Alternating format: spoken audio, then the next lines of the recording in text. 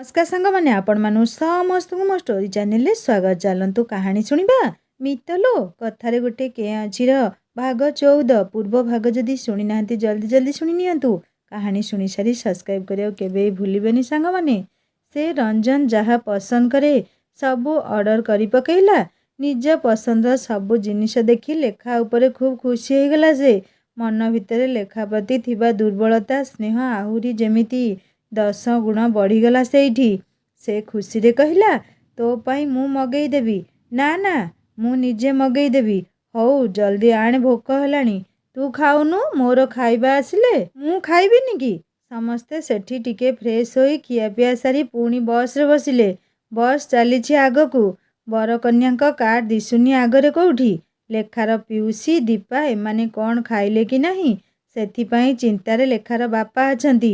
कोठी सेमाने पहुँचिलेनी केजाणी। बस रु दूररू लेखार बापा को बर कन्या कार रास्ता साइड रे ठिया हेथिबार देखागला। लेखार बापा बर कन्या कार रोड साइड रे ठिया हवा देखी मन को टिके तांकर पाप छुईला। कौन हैला सेमाने काहींके अटकी अछंती। पुणी भाबुछंती ना खाइबा पाई दीपा कहिथियो बोधे आउ नहले ड्राइवर चा पानी पीबाकू जाइथिबो। एमिति केते आशा आउ आशंका भितरे बस टी कार पछरे पहुँचला।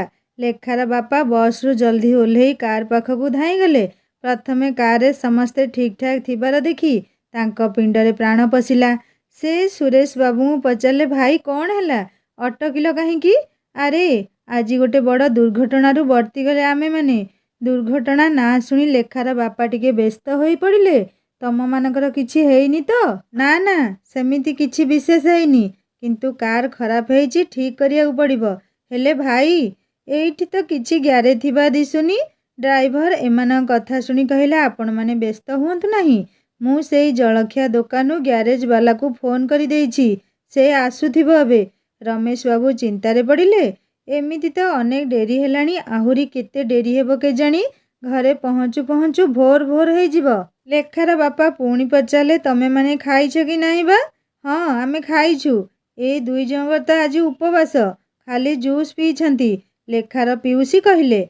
लेखा सेमानकर कार ठिया हेथिबार देखी बस रु तळकू ओल्हेया पई उठिला। कुआडे जाउछु तू पचारला रंजन। मु जाउछि कारे बसिबी आगरे देखे कहिला लेखा।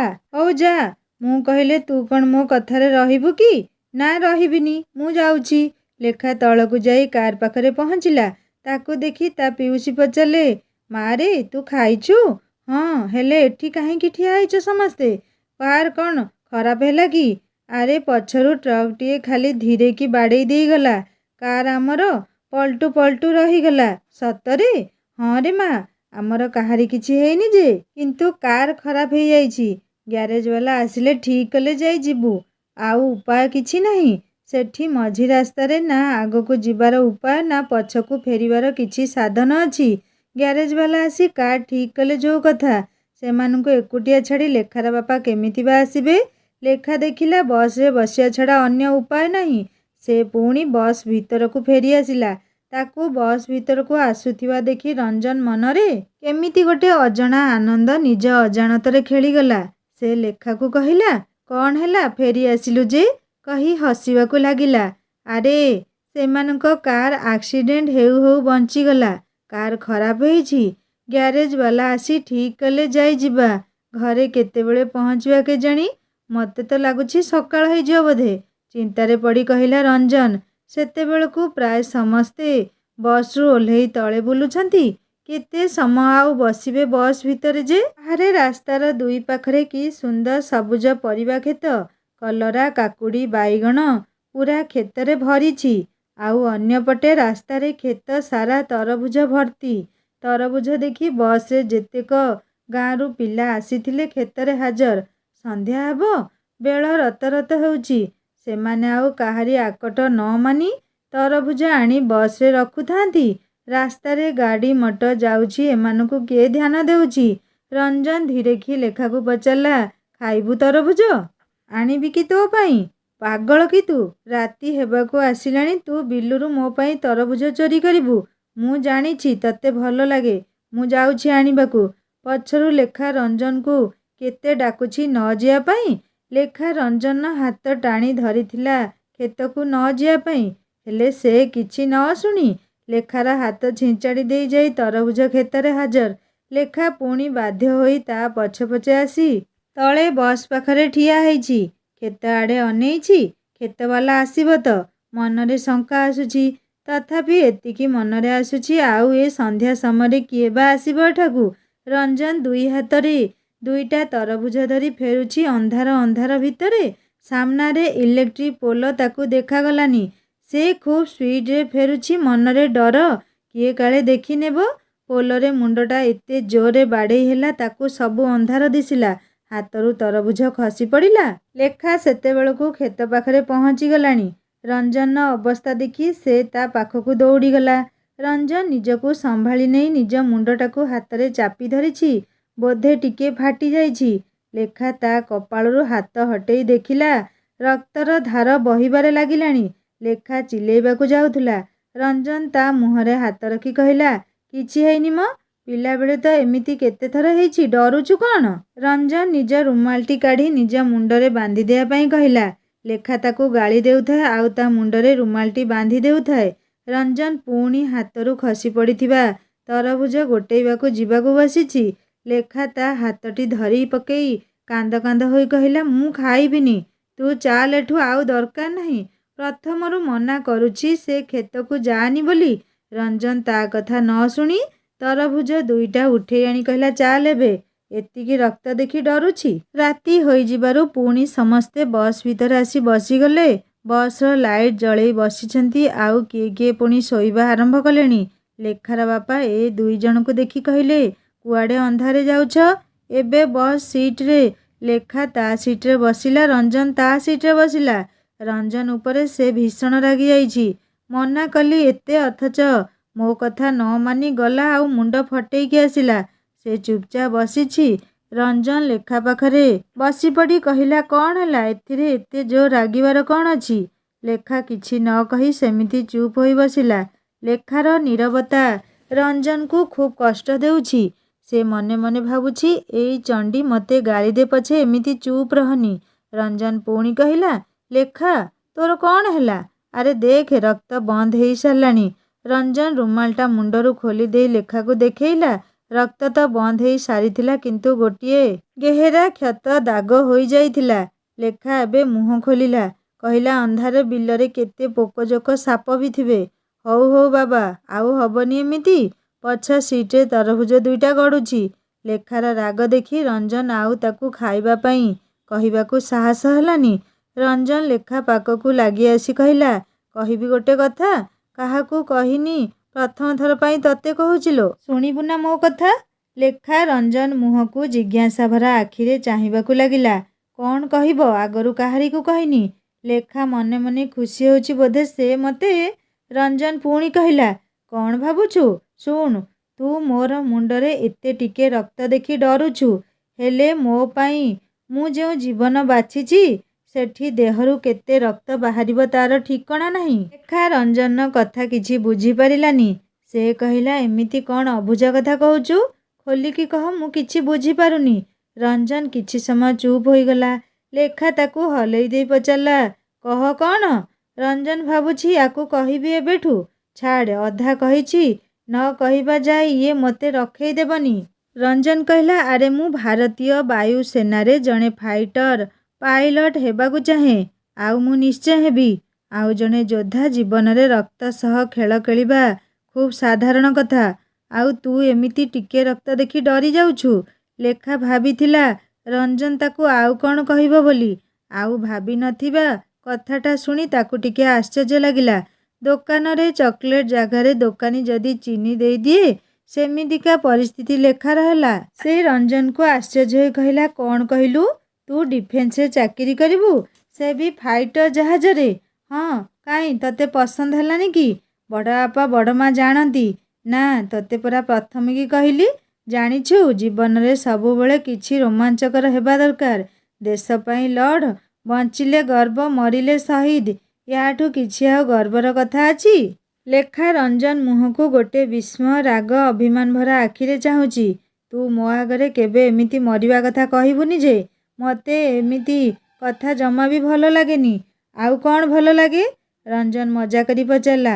ହଁ, ଏ କଥା ତୁ କାହାକୁ କହିବୁନି ଏବେଠୁ, କହିଲା ରଞ୍ଜନ। ଲେଖା କେତେ କ'ଣ ଭାବୁଛି। ଛୋଟବେଳୁ ଯାହାକୁ ଏତେ ପାଖରୁ ଜାଣିଛି ବୋଲି ମନରେ ଗର୍ବ ଥିଲା, ତାକୁ ଏବେ ଲାଗୁଛି ରଞ୍ଜନକୁ ସେ କିଛି ବି ଚିହ୍ନିନି। ଏ ବୟସରୁ ଦେଶ, ଯୁଦ୍ଧ, ରକ୍ତ, ଏମିତି ସବୁ କଥା ଭାବୁଛି ସେ। ଡର ନାହିଁ ମନରେ ଟିକେ ବି। କେମିତିକା ପିଲାଟା କେଜାଣି? ରଞ୍ଜନ ଲେଖାର ମନୋଭାବ ବୁଝିପାରି କହିଲା, କାହିଁକି ଚିନ୍ତା କରୁଛୁ? ସେଠି ପାଇବା ପାଇଁ ବି ପରୀକ୍ଷା ପାସ୍ କରିବାକୁ ପଡ଼ିବ। ଏତେ ଶୀଘ୍ର କ'ଣ ହେଇଗଲାଣି? ଆଉ ମୁଁ ପାଇଲଟ ହେଲେ ନା ତତେ ବି ଜାହାଜରେ ବସେଇ ବୁଲେଇ ଦେବି। ଲେଖା କହିଲା, ନା ନା, ତୋ ସହ କିଏ ବସିବ? ମୁଁ କଦାପି ଆସିବିନି। ରଞ୍ଜନ ମନେ ମନେ ଭାବୁଛି, ଆସିବୁନି କେମିତି? ଜବରଦସ୍ତି ଉଠେଇ ନେଇଯିବି। ମତେ ମନା କରିବୁ ପୁଣି? ରଞ୍ଜନ ଏଥର ପଚାରିଲା, ତରଭୁଜ ଖାଇବା? ମତେ ତ ବହୁତ ଇଚ୍ଛା ହେଉଛି। ଆଉ ତୁ ନ ଖାଇଲେ ମୁଁ ଖାଇବି କେମିତି? କାହିଁକି?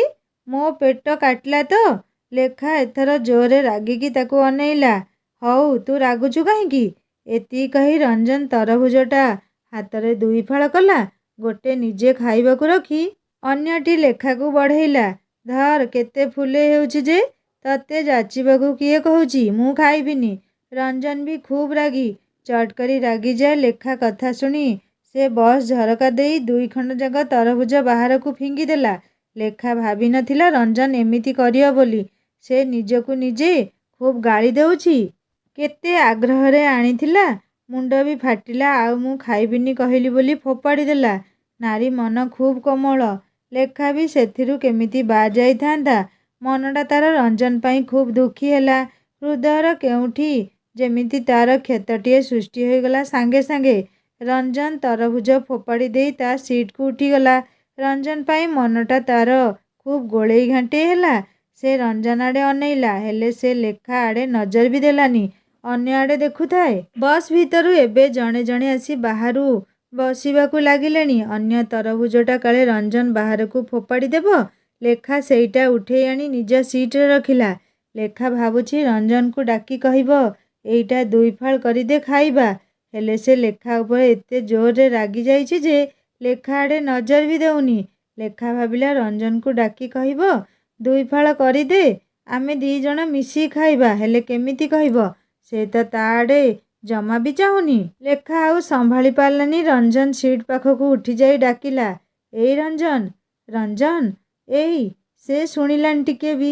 ପୁଣି ଥରେ ଡାକିଲା, ଏଇ କାଲ, ତତେ ଡାକୁଛି ପରା। ରଞ୍ଜନ ଲେଖା ଆଡ଼େ ଅନେଇ ପଚାରିଲା, କ'ଣ ହେଲା? ତୁ ଉଠିକି ଆସ ତ। କାହିଁକି? ରଞ୍ଜନ ଜାଣିଛି ଲେଖା ପ୍ରଥମରୁ କାହା ମନରେ କଷ୍ଟ ଦିଏନି। ମନଟା ତାର ଖୁବ୍ ନିର୍ମଳ। ସେ ଜାଣିଛି ତାର ବ୍ୟବହାର ପାଇଁ ଲେଖା ନିଜକୁ ନିଜେ ଦୁଃଖୀ ହେଉଛି। ସେ ଆଉ ବେଶୀ ଲେଖାକୁ କଷ୍ଟ ନ ଦେଇ ଲେଖା ସିଟ୍‌କୁ ଉଠିଗଲା। ଲେଖା ତା ଆଡ଼େ ଅନେଇ କହିଲା, ତୁ ଏତେ ରାଗି କେବେଠୁ ହେଲୁଣି ଯେ? ମୁଁ ଖାଇବିନି କହିଲି ବୋଲି ତୁ ଫୋପାଡ଼ି ଦେଲୁ। ରଞ୍ଜନ ପଚାରିଲା, କ'ଣ ପାଇଁ ଡାକୁଥିଲୁ କହ? ଏଇଟା 2 ଫାଳ କରିଦେ, ମିଶିକି ଖାଇବା। ରଞ୍ଜନ କହିଲା, ମୋର ଆଉ ମନ ନାହିଁ। ତୁ ଖାଇବୁ ତ ଖା। ରଞ୍ଜନ ଏତିକି କଥାରେ ଲେଖା ଆଖି ଛଳ ଛଳ ହେବାକୁ ଲାଗିଲା। ତାର ଏମିତି ଛଳ ଛଳ ଲୁହଭରା ଆଖି ରଞ୍ଜନ ମନରେ ଥିବା ଅଭିମାନ ପାହାଡ଼ଟିକୁ ସଙ୍ଗେ ସଙ୍ଗେ ତରଳେଇ ଦେଲା। ସେ ଲେଖାକୁ କହିଲା, ଏଇ, ମୁଁ ମଜାରେ କହିଲି। ହଉ ଆଣେ ଖାଇବା ମିଶିକି। ରଞ୍ଜନ ଭାବୁଛି, ଭଲ ଏ ଝିଅମାନେ ଆଖିରେ କୋଉଠୁ ଏତେ ପାଣି ରଖିଥାନ୍ତି କେଜାଣି? ସଙ୍ଗେ ସଙ୍ଗେ ଝମଝମ ବର୍ଷା ବର୍ଷେଇ ଦେବେ। ହଉ ଦେ ତରଭୁଜଟା। ଲେଖା ତା ସାଇଟ୍‌ରେ ରଖିଥିବା ତରଭୁଜଟା ରଞ୍ଜନ ହାତରେ ଧରେଇ ଦେଲା। 2 ଫାଳ ସେମିତି ହାତରେ କରି ଗୋଟେ ଲେଖାକୁ ଧରେଇଲା, ଆଉ ଅନ୍ୟଟି ନିଜ ପାଇଁ। ଏତେ ବଡ଼ ଫାଳରୁ କେମିତି ଖାଇବେ ଭାବୁଛନ୍ତି? ଆଗରେ ବସିଥିବା ଗାଁର ଜଣେ ଜେଜେ ସମ୍ପର୍କ ହେବେ, କହିଲେ, ଆଉ ଅଛି ପିଲେ? ଲେଖା ଜାଣିଲା ଜେଜେଙ୍କର ତରଭୁଜ ଖାଇବାକୁ ଇଚ୍ଛା ହେଉଛି। ସେ ନିଜ ଭାଗଟା ଜେଜେଙ୍କୁ ଦେଇ କହିଲା, ନା ଜେଜେ, ଆଉ ନାହିଁ। ଏଇଟା ତମେ ଖାଇଦିଅ। ଆମ ପାଖରେ ଆଉ ଫାଳେ ଅଛି, ଆମେ 2 ଜଣ ଖାଇଦେବୁ। ନିଜ ଭାଗଟା ଜେଜେଙ୍କୁ ଦେଇ ସେ ରଞ୍ଜନ ଆଡ଼େ ଅନେଇଲା। ରଞ୍ଜନ ମନେ ମନେ କହୁଛି, ଚଣ୍ଡୀ କୋଉଠିକାର? ନେ ଖା ଏଇଠୁ। କେମିତି ଖାଇବି? ରଞ୍ଜନ ବସ୍‌ରେ ଥିବା ଷ୍ଟିଲ୍ ଗ୍ଲାସ୍‌ର ତୀକ୍ଷ୍ଣ ମୁହଁ ସାହାଯ୍ୟରେ ଛୋଟ ଛୋଟ ଖଣ୍ଡ ବାହାର କରୁଛି। ଆଉ ଜଣେ ଗାଁର କକେଇ ହେବେ, ସେ କହିଲେ, ପିଲାମାନେ, ଆଉ ଅଛି ତରଭୁଜ? ରଞ୍ଜନ ସଙ୍ଗେ ସଙ୍ଗେ ତା ଭାଗଟା ତାଙ୍କୁ ଦେଇ କହିଲା, କକେଇ, ଏଇଟା ନିଅ, ଖାଇଦିଅ। ରଞ୍ଜନ କକେଇଙ୍କୁ ତରଭୁଜଟା ବଢ଼େଇ ଦେଇ ଲେଖା ମୁହଁକୁ ଅନେଇଲା, ଆଉ ଲେଖା ରଞ୍ଜନ ମୁହଁକୁ। ଦୁହେଁ ଦୁହିଁଙ୍କୁ ଚାହିଁ ଫେଁକିନା ହସି ପକେଇଲେ। ଆଉ ସେତିକିବେଳେ ଲେଖାର ବାପା ବସ୍ ଭିତରକୁ ଉଠି ଆସି କହିଲେ, ସବୁ ଗଡ଼ବଡ଼ ହେଇଗଲା। ଲେଖା ବାପା ମୁହଁରୁ କଥା ଶୁଣି ସମସ୍ତେ ଜିଜ୍ଞାସୁ ଦୃଷ୍ଟିରେ ଲେଖାର ବାପାଙ୍କୁ ଅନେଇଲେ। ସେ କହିଲେ, ଗ୍ୟାରେଜବାଲା ଏବେ ଆସିପାରିବନି, ରାତି 10 ପରେ ଆସିବ। ଗ୍ୟାରେଜ ଛାଡ଼ି ଆସିପାରିବନି ଏବେ? ଆଜି ତ ଘରେ ପହଞ୍ଚିବାକୁ ଖୁବ୍ ଡେରି ହୋଇଯିବ। ବୋଧେ ସକାଳ ହୋଇଯାଇପାରେ। ବସ୍ରେ ଯୋଉମାନେ ଥିଲେ କହିଲେ, ବ୍ୟସ୍ତ ହୋଇ ଲାଭ କ'ଣ? ଡେରି ତ ହେଲାଣି ବହୁତ। ରାତି 3ଟାରେ ପହଞ୍ଚିବା ଯାହା ସକାଳେ ପହଞ୍ଚିବା ସେଇଆ। ଆଉ ଭାବି ଲାଭ କ'ଣ? ଗ୍ୟାରେଜବାଲା ଆସିବା ଯାଏ ଅପେକ୍ଷା କରିବାକୁ ପଡ଼ିବ। ସେମିତି ବସ୍ ଭିତରେ ସମସ୍ତେ ବସି ଢୁଳାଉଥାନ୍ତି। ରଞ୍ଜନକୁ ଏବେ ନିଦ ଖୁବ୍ ଆସିଲାଣି। କାରଣ ସେ ଦିନ ଯାକ ଜମା ବି ଶୋଇନି। ସେ ନିଜ ସିଟ୍ରେ ଟିକେ ଘୁମେଇ ପଡ଼ିଲା। ରାତି ପ୍ରାୟ 10ଟା ଉପରେ ହେବ। ହାଇୱେ ଉପରେ କେତେ ବସ୍ ଟ୍ରକ୍ ଯାଉଛି ଠିକଣା ନାହିଁ। ଏମାନଙ୍କ ବସ୍ ଆଉ କାର୍ ସାଇଡ୍ କରି ରାସ୍ତାରେ ଠିଆ ହୋଇଛନ୍ତି। ଅନ୍ଧାର ମାଡ଼ି ଆସିଲାଣି। ଲେଖାର ବାପାଙ୍କୁ ଡର ବି ଲାଗୁଛି। ପିଲା, ବୁଢ଼ା, ଝିଅ ପୁଅଙ୍କୁ ଧରି ଏମିତି ନିଛାଟିଆ ରାସ୍ତାରେ କେତେ ସମୟ ଅପେକ୍ଷା କରିବାକୁ ପଡ଼ିବ କେଜାଣି? ରଞ୍ଜନ ଏବେ ପୂରା ଗାଢ଼ ନିଦରେ ଶୋଇଯାଇଛି। ଲେଖା ରଞ୍ଜନ ମୁହଁକୁ ଅନେଇଲା। ଆଜି ସେ ତାକୁ ଖୁବ୍ ନିଜର, ଆଗଠାରୁ ବି ନିଜର ଲାଗୁଛି। ରଞ୍ଜନ ଶୋଇବା ମୁହଁଟା ଲେଖାକୁ ଗୋଟେ ଅବୋଧ ଛୋଟ ପିଲାର ମୁହଁ ପରି ନିହାତି ଅଝଟ, ନିଷ୍ପାପ, କୋମଳ ଦେଖାଯାଉଛି। କପାଳରେ ସେଇ ଖଣ୍ଡିଆଟିକୁ ଦେଖି ଲେଖା ମନେ ମନେ ଭାବୁଛି, କେଡ଼େ ପାଗଳଟିଏ କେଜାଣି। ରାତି 11ଟା ହେବ। ଗ୍ୟାରେଜବାଲା ନିଜର ମେକାନିକ୍ ସାମଗ୍ରୀ ଧରି ଉପସ୍ଥିତ ହେଲା। କାର୍କୁ ତନ୍ନ ତନ୍ନ ଚେକ୍ କରି କ'ଣ ସମସ୍ୟା ଥିଲା ସେ ତାକୁ ଠିକ୍ କଲା। ଏତକ ସରିବାକୁ ରାତି 12। ତା'ପରେ ବସ୍, କାର୍ ଆଗକୁ ଗଡ଼ିବାକୁ ଲାଗିଲା। ଗାଁରେ ପହଞ୍ଚୁ ପହଞ୍ଚୁ ସକାଳ 7ଟା ବାଜିଲା। ବସ୍, କାର୍ ଗାଁରେ ଆସି ପହଞ୍ଚିଲା। ବସ୍ରୁ ସବୁ ଧୀରେ ଧୀରେ ଓହ୍ଲେଇ ଗଲେଣି। ରଞ୍ଜନକୁ ଏତେ ନିଦ ଯେ ସେ ସେମିତି ଶୋଇଛି। ଲେଖା ତାକୁ ହଲେଇ ଦେଇ କହିଲା, ଉଠୁ, କେତେ ଶୋଉଛୁ ଯେ? ଘର ଆସିଲାଣି ପରା। ରଞ୍ଜନ ଆଖି ଖୋଲି ଦେଖିଲା ବସ୍ ଗାଁରେ ଛିଡ଼ା ହେଇଛି। ସେ ଉଠିଯିବା ବେଳେ ଲେଖା ଧୀରେସେ କହିଲା, ଏଇ ରିସେପ୍ସନ୍ରେ ଆସିବୁ। ରଞ୍ଜନ ଆଖି ମଳି ମଳି କହିଲା, ତୁ ଯଦି ମୋତେ ଆମ ଘରକୁ ଡାକିବାକୁ ଆସିବୁ ତ ଆସିବି, ନହେଲେ ନାହିଁ। ଏତିକି କହି ସେ ବସ୍ରୁ ଓହ୍ଲେଇ ଗଲା। ଲେଖା କହିଲା, ମୋତେ କ'ଣ ଡରଉଛୁ? ମୋତେ ଚ୍ୟାଲେଞ୍ଜ ମାରିବୁନି କହୁଛି। ଲେଖା ବି ବସ୍ରୁ ଓହ୍ଲେଇ କାର୍ ପାଖକୁ ଦୌଡ଼ିଲା। କାର୍ ତା ଘର ଆଗରେ ଠିଆ ହେଇଛି। ହେଲେ ତାଙ୍କ ଗାଁରେ ନିୟମ, ଗୃହ ପ୍ରବେଶ ଆଗରୁ ଗାଁ ଠାକୁରାଣୀଙ୍କ ଆଶୀର୍ବାଦ ନେବାକୁ ହୁଏ। ନୂଆ ବୋହୂ ଯେଉଁଠି ନିଜର ବାକି ଜୀବନ କଟେଇବ, ନିଜର ସୁନାର ସଂସାର ଗଢ଼ିବ, ସେ ପ୍ରଥମେ ମାଆଙ୍କର ଆଶୀର୍ବାଦ ତ ନେବ। ତେଣୁ କାର୍ ପୁଣି ଗାଁ ଠାକୁରାଣୀଙ୍କ ପାଖକୁ ଚାଲିଲା ଗାଁ ମୁଣ୍ଡକୁ। ଲେଖା ଏବେ ଦୀପାକୁ ଆଗ ସିଟ୍ରୁ ଉଠେଇ ନିଜେ ବସି ପଡ଼ିଲା। ବଡ଼ମା, ବଡ଼ବାପାଙ୍କ ସହ ଗାଁ ମୁଣ୍ଡ ଠାକୁରାଣୀଙ୍କ ପାଖକୁ ଯିବା ପାଇଁ। କାର୍ ଗାଁ ମୁଣ୍ଡରେ ପହଞ୍ଚିଲା। ସେଠି ନୂଆବୋହୂକୁ ଦେଖିବାକୁ ଖୁବ୍ ଭିଡ଼। ଏମିତିରେ ଏତେ ବର୍ଷ ପରେ, ଏତେ ବୟସରେ ସୁରେଶକୁ କେମିତି ଝିଅ ମିଳିଛି? ସମସ୍ତଙ୍କ ଗୋଟେ ଉତ୍କଣ୍ଠା ଦେଖିବାକୁ। ସୁରେଶ ଆଉ ପଦ୍ମିନୀ କାର୍ ଭିତରୁ ଓହ୍ଲେଇ ସାରି ଗାଁ ଠାକୁରାଣୀଙ୍କୁ ମୁଣ୍ଡିଆ ମାରିଲେ। ପଦ୍ମିନୀ ମାଆଙ୍କୁ ବିନତି କରୁଛି, ମା ଲୋ, ଅଜଣା ଅଶୁଣା ବୋଲି ମୋତେ ପର କରିବନି। ମୁଁ ଆଜିଠୁ ଏଇ ଗାଁର ବୋହୂଟିଏ। ତୁମ ଆଶିଷରେ ମୋ ପଣତ ଭରିଦେବ। ଗୋଟେ ଆଦର୍ଶ ବୋହୂର କର୍ତ୍ତବ୍ୟ କରିପାରିବି ଯେମିତି। ରତନୀ ବୁଢ଼ୀ ପଦ୍ମାର ମା ଝିଅର ଆତ୍ମହତ୍ୟା ପରେ ମୁଣ୍ଡ ଖରାପ ହେବା ଦିନରୁ କାହାକୁ କ'ଣ କହେ କେହି ଏତେ ତାଙ୍କ କଥା ଧରନ୍ତିନି। ଆଜି ଗାଁ ମୁଣ୍ଡରେ ଗହଳି ଦେଖି ସମସ୍ତଙ୍କୁ ପଚାରି ବୁଲୁଛି, କିଏ ବାହା ହେଇ ଆସିଲା କି? ଗାଁର କିଏ ଜଣେ କହିଲା, ମହାପାତ୍ର ଘର ବଡ଼ ପୁଅର ବାହାଘର ଥିଲା ପରା, ସେଇମାନେ ଆସିଛନ୍ତି। ରତନୀ ଯେମିତି ଶୁଣିଛି ସୁରେଶଙ୍କ ବାହାଘର, ତା ମୁଣ୍ଡରେ କ'ଣ ପଶିଲା କେଜାଣି। ସିଧା ଦୌଡ଼ିଲା ମନ୍ଦିର ପାଖକୁ। ମୁଣ୍ଡ ଖରାପ ଥିଲେ ବି ଏତିକି ତ ତାର ମନେ ଅଛି, ତାଙ୍କ ଝିଅ ସହ ସୁରେଶର ବାହାଘର ହେବାର ଥିଲା। ଆଉ ବାହାଘର ଦିନ ବାହାଘର ଭାଙ୍ଗି ଯିବାରୁ ତା ଝିଅ ପଦ୍ମା ଆତ୍ମହତ୍ୟା କରିଦେଲା। ନହେଲେ ସୁରେଶ ବାହା ହେଇ ଆସିଛି କହିବା ପରେ ସେ କାହିଁକି ମନ୍ଦିର ପାଖକୁ ଦୌଡ଼ିଥାନ୍ତା? ରତନୀ ଲୋକ ଭିଡ଼କୁ ଠେଲିପେଲି ପଦ୍ମିନୀ ଆଉ ସୁରେଶ ପାଖରେ ପହଞ୍ଚିଗଲା। ପଦ୍ମିନୀକୁ ଦେଖି ରତନୀ କାନ୍ଦିବା ଆରମ୍ଭ କରିଦେଲା। ପଦ୍ମିନୀକୁ କୁଣ୍ଢେଇ କାନ୍ଦି କାନ୍ଦି କହୁଛି, ପଦ୍ମା, ମୋ ମା, କୁଆଡ଼େ ଚାଲି ଯାଇଥିଲୁ ରେ ମା? ଏତେ ଦିନ ଅଭିମାନ କରି କିଏ ରହେ ମା ଉପରେ କହିଲୁ? ଦେଖେ, ତୋ ଚିନ୍ତାରେ ମୁଁ କେତେ ଶୁଖିଗଲିଣି। ଆଉ ଏମିତି କରିବୁନି। ସୁରେଶକୁ ଦେଖି ବୁଢ଼ୀ କହିଲା, ବାପା, ଭଲରେ ଥାଅ, ମୋ ଝିଅ କଥା ବୁଝିବୁ। ପଦ୍ମିନୀ ଖୁବ୍ ଆଶ୍ଚର୍ଯ୍ୟ ହେଉଛି। ଅଜଣା ଅଶୁଣା ଗାଁରେ ଇଏ କିଏ ପଦ୍ମା ବୋଲି କହି ତାକୁ ନିଜ ଝିଅ କହୁଛି। ପଦ୍ମିନୀ ରତନୀକୁ ଆଶ୍ଚର୍ଯ୍ୟ ତଥା ଗୋଟିଏ କରୁଣାପୂର୍ଣ୍ଣ ଆଖିରେ ଅନେଇଲା। ଆଉ ରତନୀ ପଦ୍ମିନୀକୁ ସତରେ ଯେମିତି ବହୁତ ବର୍ଷର ବ୍ୟବଧାନ ପରେ ମା ଆଉ ଝିଅର ମିଳନ ହେଉଛି। ପଦ୍ମିନୀ ରତନୀ ଆଖିରୁ ବହୁଥିବା ଲୁହ ପୋଛି ଦେଇ ଇସାରାରେ କାନ୍ଦିବାକୁ ମନା କଲା। ଗାଁ ସାରା ଲୋକ ସମସ୍ତେ ତଟସ୍ଥ ହୋଇ ଏ ଦୃଶ୍ୟ ଦେଖୁଥିଲେ। କେତେ ଲୋକ ତ ପଦ୍ମିନୀକୁ ଦେଖି କହୁଥିଲେ, ଏ ତ ଅବିକଳ ପଦ୍ମା ପରି ଦିଶୁଛି। ଖଇକଉଡ଼ି ବିଞ୍ଚି ପଦ୍ମିନୀ ପୁଣି କାରରେ ବସି ମନ୍ଦିର ପାଖରୁ ବିଦାୟ ନେଲେ। ରାସ୍ତାରେ ମନ ଭିତରେ ଗୋଟେ ପ୍ରଶ୍ନ ଉଙ୍କି ମାରିଲା, ଏ ପଦ୍ମା କିଏ? ଅବଶ୍ୟ ସୁରେଶ ଥରେ କ'ଣ କହିବାକୁ ତାକୁ ଆରମ୍ଭ କରିଥିଲେ, ସେ ନିଜେ ତାଙ୍କୁ ରୋକି ଦେଇଥିଲା। ଛାଡ଼, ଆଉ ସେ କଥାରେ କୌଣସି ମୂଲ୍ୟ ନାହିଁ। କାର ଘର ପାଖରେ ପହଞ୍ଚିଲା। ପଦ୍ମିନୀ ଓଢ଼ଣା ତଳୁ ଉଙ୍କି ମାରି ନିଜ ଶାଶୁ ଘରକୁ ପ୍ରଥମ ଥର ପାଇଁ ଦେଖୁଛି। ଦୁଆରରେ କଳସକୁ ପ୍ରଣାମ କରି ପଦ୍ମିନୀର ଗୃହ ପ୍ରବେଶ ହେଲା। ମୁହଁ ଦେଖା ପାଇଁ ସୁରେଶ ଆଉ ପଦ୍ମିନୀ ବସିଥାନ୍ତି। ପୁଣି ରତନୀ ବୁଢ଼ୀ ସେଇଠି ପହଞ୍ଚିଗଲା। ତାକୁ ଦେଖି ସମସ୍ତେ ଛାନିଆ। ପଦ୍ମିନୀର ମୁହଁ ଦେଖା ପାଇଁ ଘରଲୋକ ସହିତ ଗାଁ ଲୋକ ବି ଲେଖା ଘରେ ଆଜି ହାଉଜ ହେଉଛନ୍ତି। ଲୋକେ ବୋହୂ ଦେଖି ପଦ୍ମିନୀର ଖୁବ୍ ପ୍ରଶଂସା କରୁଛନ୍ତି ତ କିଏ ସହି ନପାରି କହୁଛି, କେମିତି ମ ଏତେ ବୟସ୍କ ଲୋକକୁ ଏତେ ସୁନ୍ଦର ଝିଅ ମିଳିଗଲା? ହଁ ମ, ଆଜିକାଲି ସବୁ ସମ୍ଭବ। କିଏ ଜାଣେ ଭିତରେ କ'ଣ ନଥିବ ବୋଲି। କେତେ ଦିନ ଯେ ଦି'ଯାଙ୍କର ପଟିବ ବୋଲି ମାନେ ଅଛି। ସିଏ କୋଉ ଏଇଠି ରହିବ ଯେ? ସୁର ତାକୁ ଭୁବନେଶ୍ୱର ନେଇଯିବନି, ଏଇଠି ଗାଁରେ ଛାଡ଼ିକି ଯିବ। ହଁ, ସେଇଆ ନୁହଁ ଆଉ କ'ଣ? ପୁଣି ଏଇଠି ରତନୀ ପହଞ୍ଚି ବାହାରୁ ପଦ୍ମା ପଦ୍ମା ବୋଲି ଡାକ ପକେଇ ପଦ୍ମିନୀ ପାଖରେ ପହଞ୍ଚିଗଲା। କହିଲା, ମା ରେ, ତୁ ସବୁ ଜିନିଷ ତୋର ଏଠିକି ନେଇ ଆସିଛୁ ତ? ଘରେ ତ ଆଉ ତୋର କିଛି ଜିନିଷ ପାଇଲିନି। ହଉ ନେ ରଖ। ଏତିକି କହି ରତନୀ ନିଜ ପଣତ କାନିରୁ କାନଫୁଲ ହଳେ ବାହାର କଲା। କହିଲା, ଆଉ କିଛି ନାହିଁ, ଏଇଟା ପିନ୍ଧିବୁ ମା, ମୁଁ ଯାଉଛି। ତୋ ଶାଶୁ କଥା ମାନିବୁ। ଗାଁରେ ଶାଶୁଘର ବୋଲି ସେମିତି କିଛି ବି ଭୁଲ କାମ କରିବୁନି। ହଉ ମା, ମୁଁ ଯାଉଛି ଏବେ। ପଦ୍ମିନୀର ବି କାହିଁକି କେଜାଣି ରତନୀ ପ୍ରତି କେମିତି ଗୋଟେ ନିଜର ଭାବ ସୃଷ୍ଟି ହେଇଛି ସେଇ ଗାଁ ମନ୍ଦିର ପାଖରୁ।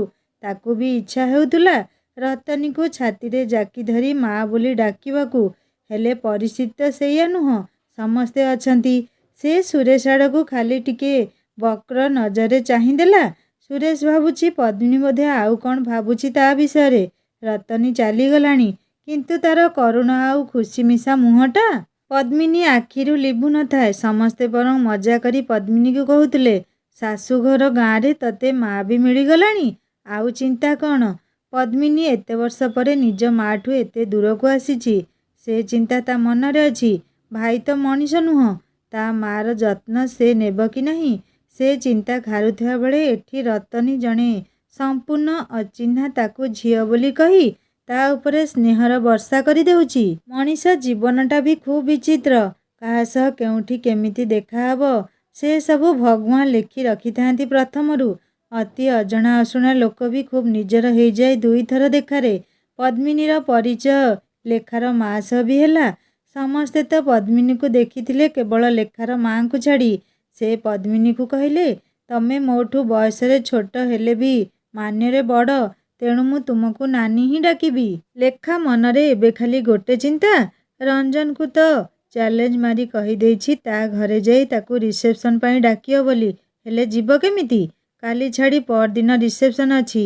ମନରେ ଖାଲି ତା ଘରକୁ ଯାଇ ତାକୁ କେମିତି ଡାକିପାରିବ ସେଇ ଆଇଡ଼ିଆ ଖୋଜୁଛି। ରାତିରେ ବହୁତ ଚିନ୍ତା କଲା, କେମିତି ରଞ୍ଜନକୁ ତା ଘରେ ଯାଇ ଡାକି ହେବ। କାହିଁକି ଚ୍ୟାଲେଞ୍ଜ ମାରୁଥିଲି କେଜାଣି ନିଜକୁ ନିଜେ ଗାଳି ବି କରୁଛି। କିନ୍ତୁ ସେ ହାରିଯିବା ଝିଅ ନୁହଁ। ହଉ ରାତି ପାହୁ, କ'ଣ ଗୋଟେ ଯୋଗାଡ଼ ଲଗେଇବି ଆଉ। ସକାଳ ହେଲା, ରିସେପ୍ସନ୍ ପାଇଁ ଯୋଗାଡ଼ ଚାଲିଛି। ଗାଁରେ ନିୟମ, ନୂଆ ବୋହୂ ଘରକୁ ଆସିଲେ ଗାଁରେ ପ୍ରଥମେ ବୋହୂ ଆସିବା ମିଠେଇ ବଣ୍ଟାଯାଏ। ତେଣୁ ଆଜି ମିଠେଇ ବଣ୍ଟାଯିବ। ଦିନ 10ଟାରେ ଲେଖା ଆଉ ତାର ପିଉସୀର ଦାୟିତ୍ୱରେ ରହିଲା ମିଠେଇ ବଣ୍ଟା କାମ। ଲେଖା ଖାଲି ଭଗବାନଙ୍କୁ ଡାକୁଥାଏ ପିଉସୀ ଯେମିତି ତାକୁ ରଞ୍ଜନ ଘର ସାହିରେ ବାଣ୍ଟିବା ପାଇଁ କହିଦିଅନ୍ତେ କି। ସତକୁ ସତ ଲେଖାର ପ୍ରାର୍ଥନା ଭଗବାନ ଶୁଣିଲେ। ଲେଖାର ପିଉସୀ ଲେଖାକୁ କହିଲେ, ମୁଁ ସେ ଆରମୁଣ୍ଡ ଯାଏ ଯାଇପାରିବିନି ଲୋ। ପାଣିଗ୍ରାହୀ ସାହି ଆଉ ମିଶ୍ର ସାହି ତୁ ଦେଇଦେବୁ, ବାକି ଏଇଠି ଏପଟେ ମୁଁ ଦେଇଦେବି। ଲେଖା ମନେ ମନେ ଖୁସି ଚାପି ରହି କହିଲା, ହଉ ଠିକ୍ ଅଛି ପିଉସୀ। ଆରେ ମା, ମୁଁ ଯାଇଥାନ୍ତି ଯେ ବହୁତ ଥକି ଯାଇଛି କାରରେ ବସି ବସି। ଦେହ ହାତ ଖୁବ୍ ଦରଜ। ସେ ମୁଣ୍ଡ ଯାଏ ଯାଇପାରିବିନି। ଲେଖା କହିଲା, ତମେ ଚିନ୍ତା କରନି, ମୁଁ ସେ ମୁଣ୍ଡରେ ମିଠା ଦେଇ ସାରି ସଙ୍ଗାତକୁ ବି ଡାକିବାକୁ ଯିବି କାଲି ପାଇଁ। ଲେଖା ମିଠା ଧରି ଗାଁ ଆର ମୁଣ୍ଡ ଆଡ଼େ ଚାଲିଲା। ମନେ ମନେ ଭାବୁଛି, ମୋତେ ଚ୍ୟାଲେଞ୍ଜ କରିବୁ ଆଉ ମୁଁ ହାରିଯିବି ବୋଲି ଭାବିଛୁ। ହଉ ଆସୁଛି ରହ। ଲେଖା ଭାବିଲା ପ୍ରଥମେ ସବୁ ଅନ୍ୟ ଘରମାନଙ୍କରେ ଦେଇ ଶେଷରେ ମିଠା ଦେବାକୁ ରଞ୍ଜନ ଘରକୁ ଯିବ। ଆଜି ସେ ବାଛି ବାଛି ସବୁଜ ଆଉ ନାଲି ରଙ୍ଗର ଚୁଡ଼ିଦାରଟିଏ ପିନ୍ଧିଛି। ଖୁବ୍ ସୁନ୍ଦର ଦିଶୁଛି ଆଜି ସେ। ଲେଖା ମିଶ୍ର ସାହିରେ ମିଠା ଦେଇ ସାରି ରଞ୍ଜନ ଘର ଯୋଉ ସାହିରେ, ସେଇଠି ପହଞ୍ଚି ଭାବୁଛି ବିକ୍ରମ ଭାଇ ଘରକୁ ଯିବାକୁ ତ ପଡ଼ିବ। ସେଦିନ ସିନା ରଞ୍ଜନକୁ ଚିଡ଼ିବା ପାଇଁ କହିଦେଇଥିଲା ବିକ୍ରମ ଭାଇ କେଡ଼େ ଭଲ, ଆଉ ସେଇ କଥାରେ ରଞ୍ଜନ ତା ସହ କଥା ବି ବନ୍ଦ କରିଦେଇଥିଲା। ଲେଖାକୁ ବି ବିକ୍ରମ ଜମା ଭଲ ଲାଗେନି। ଯିବାକୁ ତ ପଡ଼ିବ। ଆଉ ବିକ୍ରମ ଘର ଦେଇ ସାରିଲେ ରଞ୍ଜନ ଘରକୁ ସେ ଆସିବ। ବିକ୍ରମ ଘର ଠିକ୍ ରଞ୍ଜନ ଘର ଆଗରେ। ରଞ୍ଜନ ରୁମ୍ରୁ ଅନେଇଲେ ବିକ୍ରମର ଘର ଆଗ ଦେଖାଯାଏ। ଲେଖା ଯେମିତି ବିକ୍ରମ ଘରକୁ ଯାଇଛି, ପ୍ରଥମେ ବିକ୍ରମ ସାଙ୍ଗରେ ଦେଖା ହୋଇଗଲା। ସେ ଲେଖା ପାଖକୁ ଆସି ପଚାରିଲା, କ'ଣ ଲେଖା, ବାହାଘର ସରିଗଲା? ହଁ ହଁ। ବଡ଼ମା କାହାନ୍ତି? ଆସୁନୁ ଘରକୁ। ଏଇଠି କ'ଣ ମିଠା ଦେଇ ପଳେଇବୁ ନା କ'ଣ? ମୋତେ ଡେରି ହେଉଛି। ଏତିକି କହି ମିଠା ପ୍ୟାକେଟଟି ବିକ୍ରମ ହାତରେ ଧରେଇ ଯିବାକୁ ଲାଗିଲା ଲେଖା। ବିକ୍ରମ ପଛରୁ ଡାକୁଥାଏ, ଏଇ ଶୁଣୁ ତ। ରଞ୍ଜନ ନିଜ ରୁମ୍ ଝରକାରୁ ଏସବୁ ଦେଖି ଭାବୁଛି, ଆଚ୍ଛା ଚଣ୍ଡୀ। ରଞ୍ଜନ ଜାଣିଲା ଲେଖା ନିଶ୍ଚୟ ତାକୁ ଡାକିବା ପାଇଁ ଆସିବ ମିଠା ଦେବା ବାହାନାରେ। ଲେଖା ତା ଘରକୁ ଆସିବା ପୂର୍ବରୁ ରଞ୍ଜନ ତାର ମାଆଙ୍କୁ କହିଲା, ମା, ମୋର ଦେହ ଭଲ ଲାଗୁନି, ମୁଁ ଶୋଉଛି। ରଞ୍ଜନର ମା ଖୁବ୍ ବ୍ୟସ୍ତ ହୋଇ କହିଲେ, ବାବୁ, କ'ଣ ହେଲା ତୋର? ନା, ଖାଲି ଟିକେ ମୁଣ୍ଡ ବିନ୍ଧୁଛି, ମୁଁ ଶୋଇଗଲେ ଭଲ ଲାଗିବ। ହଉ ହଉ, ତୁ ଯା ଶୋଇଯା, କହିଲେ ତାର ମା। ଲେଖା ରଞ୍ଜନ ଘରେ ପହଞ୍ଚି ମନେ ମନେ ରଞ୍ଜନକୁ ଖୋଜୁଛି। ରଞ୍ଜନର ବାପା ଟିକେ ଆଗରୁ କଟକରୁ ଆସି ପହଞ୍ଚିଥାନ୍ତି। ସେ ଲେଖାକୁ ଦେଖି କହିଲେ, ଆ ମା ଆ। ଆଉ ସେଦିନ କୁଆଡ଼େ ବହୁତ ଡେରି ହେଇଗଲା ଆସିବାକୁ? ହଁ ବଡ଼ ବାପା, କାର୍ ଖରାପ ହୋଇଗଲା ତ। ଲେଖାର ଆଖି କିନ୍ତୁ ରଞ୍ଜନକୁ ଖୋଜୁଛି। ଲେଖା ପୁଣି ପଚାରିଲା, ବଡ଼ ମା କାହାନ୍ତି କି? ମିଠା ଦେବାକୁ ଆସିଥିଲି ପରା। ରଞ୍ଜନର ମା ବି ଆସି ପହଞ୍ଚିଲେ। ଲେଖା ତାଙ୍କ ହାତକୁ ମିଠା ପ୍ୟାକେଟଟି ଦେଇ କହିଲା, ମିଠା ନିଅ, ଆଉ ବାହାଘର ଭଲରେ ଭଲରେ ହେଇଗଲା ନା ମା? ତମ ବଡ଼ ମା ତ ଖୁବ୍ ସୁନ୍ଦର। ଯାହା ହଉ ସବୁ କିଛି ଭଲରେ ହେଇଗଲା। ଲେଖାର କାନରେ କିଛି ବାଜୁନି କଥା। ସେ ଖୋଜୁଛି ରଞ୍ଜନକୁ। ରଞ୍ଜନ ସିନା ବାହାନା କରି ଶୋଇଛି, ତାର ମନଟା ବି ଲେଖା ପାଖରେ। ସେ ବି ଲେଖାକୁ ଟିକେ ଦେଖିବାକୁ ଚାହୁଁଛି। ଲେଖାର ଏଣେ ତେଣେ ଦେଖିବା ଢଙ୍ଗରୁ ରଞ୍ଜନର ବାପା ବୋଧେ ଜାଣିପାରିଲେ। ସେ ପଚାରିଲେ, ରଞ୍ଜନର ମାଆକୁ, ବାବୁ କୁଆଡ଼େ ଗଲା କି? ଦେହ ଭଲ ନାହିଁ କହି ଶୋଇଛି। କ'ଣ ହେଲା ତାର? ପଚାରିଲେ ତାର ବାପା। ଲେଖା ବି ରଞ୍ଜନର ଦେହ ଖରାପ କଥା ଶୁଣି ମନେ ମନେ ବ୍ୟସ୍ତ ହୋଇ ପଡ଼ିଲା। କେମିତି ଯିବ ତା ରୁମ୍କୁ? ଲେଖା ଯେମିତି ଶୁଣିଲା ରଞ୍ଜନର ଦେହ ଖରାପ, ମନେ ମନେ ସେ ଖୁବ୍ ବ୍ୟସ୍ତ ହୋଇ ପଡ଼ିଲା। କେମିତି ତା ରୁମ୍କୁ ଯିବ? ସେମାନେ କ'ଣ ଭାବିବେ? ଏବେ ଏବେ ଏମିତି ଭାବନା ଲେଖାକୁ ଖାଉଛି। କିଏ କ'ଣ ଭାବିବ? ସେ ବୁଦ୍ଧି ବାହାର କରି କହିଲା, ବଡ଼ ମା, ରଞ୍ଜନ ପାଖରେ ମୋର 2ଟା ଖାତା ଅଛି। ମୋତେ ପପୁନ ମାଗୁଥିଲା। ତାର ଏଇଟା 10th କ୍ଲାସ୍ ହେଲା ତ। ରଞ୍ଜନର ମା କିଛି କହିବା ଆଗରୁ ରଞ୍ଜନର ବାପା କହିଲେ, ଯା, ସେ ଉପରେ ତା ରୁମ୍ରେ ଶୋଇଛି, ନେଇ ଆସିବୁ। ଲେଖା ତ ସେଇଆ ଚାହୁଁଥିଲା। ଏକ ତ ରଞ୍ଜନକୁ ଡାକିବାର ଅଛି ଚ୍ୟାଲେଞ୍ଜ ହିସାବରେ, ଆଉ ତାର କ'ଣ ଦେହ ଖରାପ ସେଇଟା ବି ଜଣାପଡ଼ିବ। ଲେଖା ରଞ୍ଜନ ରୁମ୍କୁ ଯିବା ପାଇଁ ପାହାଚ ଉପରକୁ ପାଦ ବଢ଼େଇବ, ସେତିକିବେଳେ ରଞ୍ଜନର ମା ଡାକିଲେ, ଲେଖା। ଲେଖା ବୁଲି ପଡ଼ି କହିଲା, ହଁ ବଡ଼ ମା, କ'ଣ ହେଲା? ରଞ୍ଜନ ମୁଣ୍ଡରେ ଯୋଉ ଖଣ୍ଡିଆ ଦାଗ, ସେଇଟା କେମିତି ହେଲା କି ମା? ଲେଖା ମହା ଅଡ଼ୁଆରେ ପଡ଼ିଲା।